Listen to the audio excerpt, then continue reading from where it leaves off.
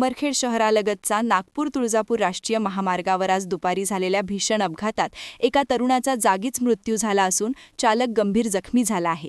या घटनेमुळे परिसरात मोठी खळबळ उडाली आहे. मिळालेल्या माहितीनुसार दिनांक 15 एप्रिल रोजी दुपारी सुमारे 3:15 सुमारास गिट्टीने भरलेला टाटा कंपनीचा छोटा टिप्पर नागपूर-तुळजापूर महामार्गावरून भरधाव वेगात जात होता. उमरखेड बायपासवरील कुलस्वामिनी धाब्याच्या बाजूला वाहनावरील चालकाचा ताबा सुटला. परिणामी टिप्परने रस्त्याच्या मधील दुभाजकाला जोरदार धडक दिली आणि वाहन जागीच पलटी झाले.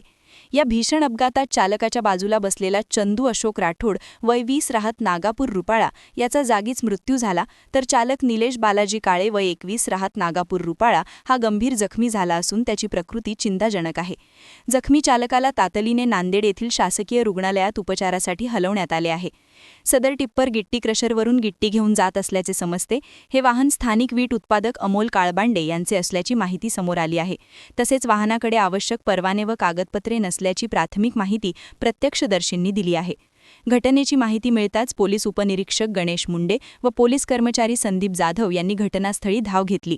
पंचनामा करून पुढील तपास सुरू आहे. या अपघातामुळे पुन्हा एकदा भरधाव वेग आणि निष्काळजी वाहन चालना यामुळे होणाऱ्या अपघातांचा प्रश्न ऐरणीवर आला आहे.